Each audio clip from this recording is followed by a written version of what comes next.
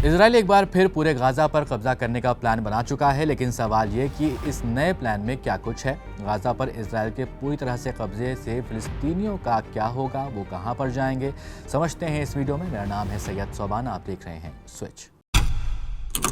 Israel की security cabinet ने एक नए मिलिट्री प्लान को मंजूरी दे दी है, जिसमें कि गाजा के बड़े हिस्से को कैप्चर करने और कुछ वक्त तक उस पर पूरी तरह से कंट्रोल करने की बात कही गई है।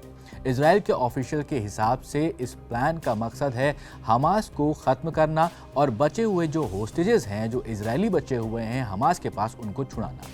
इजराइल के प्राइम मिनिस्टर बेंयामिन नेतन्याहू ने बताया कि ये एक फोर्सफुल ऑपरेशन होगा, एक ऐसा ऑपरेशन जिसे शायद अभी तक की जो वॉर हुई है इजराइल और हमास के बीच में, उसने नहीं देखा होगा।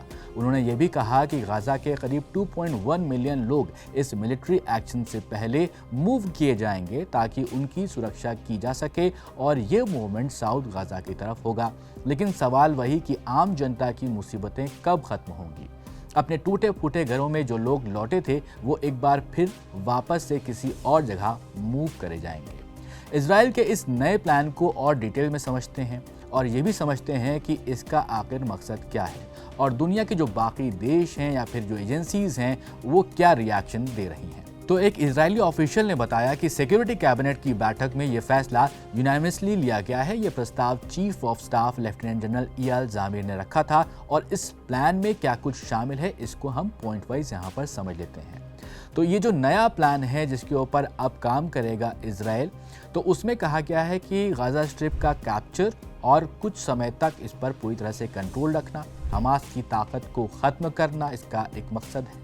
गाजा की पॉपुलेशन को साउथ की तरफ शिफ्ट करना, वहीं पर हमास को ह्यूमैनिटेरियन एड जो सप्लाई हो रही है उसे रोका जाए, हमास के खिलाफ स्ट्रॉन्ग मिलिट्री अटैक्स किए जाएं, ये सब इस प्लान में मौजूद है। ये जो इजराइल का नया प्लान है, इस प्लान को एग्जीक्यूट करने के लिए अलग अलग स्टेजेस होंगे। इजरायली मीडिया के हिसाब से अगर आप देखें तो पहले स्टेज में गाजा के और ज़्यादा हिस्से को कंट्रोल किया जाएगा, साथ ही इजराइल अपने बफर जोन को और ज़्यादा बड़ा करना शुरू करेगा।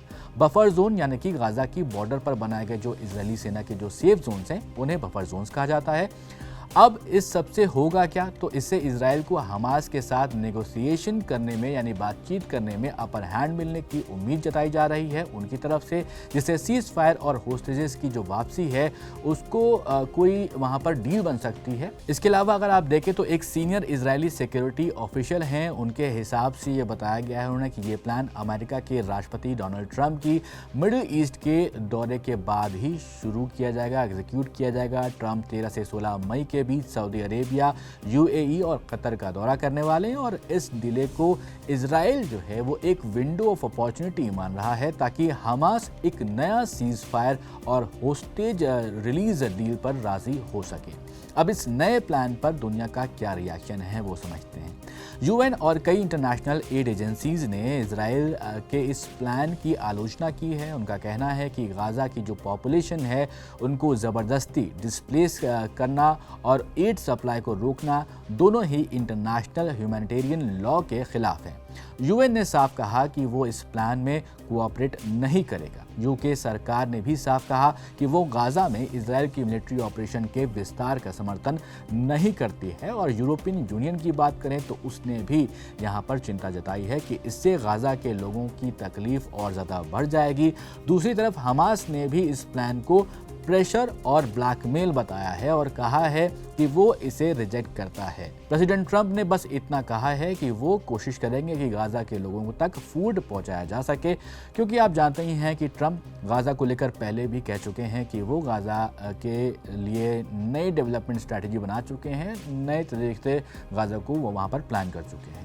इजराइल ने ये मिलिट्री ऑपरेशन अगर आप देखें 7 अक्टूबर 2023 को हमास के एक बड़े हमले के बाद शुरू किया था। उस हमले में 1200 से ज़्यादा इजरायली मारे गए थे और करीब 251 लोगों को हमास ने होस्टेज बना लिया था।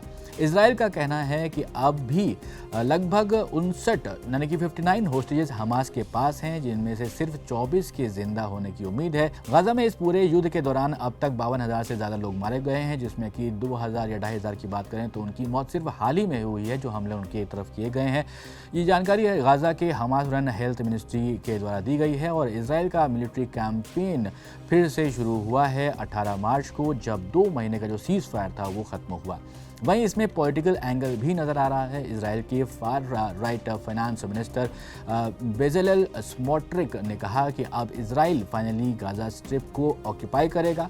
हालांकि इसराइल ने 2005 में गाजा से अपने ट्रूप्स को और सेटलर्स को हटा दिया था, लेकिन यूएन आज भी गाजा को इजरायली ऑक्यूपाइड टेरिटरी मानता है, क्योंकि इसराइल अब भी गाजा के बॉर्डर्स, एयर स्पेस और शोरलाइन को पूरी तरह से कंट्रोल करता हुआ नजर आता है।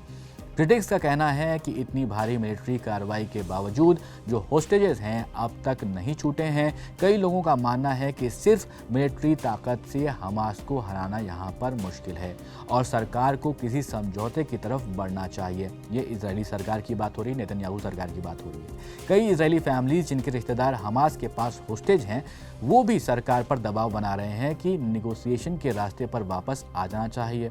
इसराइल का नया प्लान गाजा में एक बड़े बदलाव की तरफ इशारा जरूर करता हुआ नजर आ रहा है, लेकिन इस प्लान को इंटरनेशनल कम्युनिटी से काफ़ी ज़्यादा आलोचना मिल रही है, उसका विरोध देखने को मिल रहा है। अब सबकी नज़रें 13 से 16 मई के बीच होने वाली हैं। ट्रंप की जो यात्रा है उस पर रहेंगी। क्या इस दौरान कोई नया सीज़फायर या फिर डील बनती है, या फिर गाजा में एक और भयंकर मिलिट्री फेज देखने की वहाँ पर शुरुआत होती है, वो मिलता है देखने को। इस पर आपकी क्या राय है, ज़रूर हमें कमेंट बॉक्स में बताइएगा। और ऐसे ही स्टोरीज के लिए आप देखते रहिए स्विच।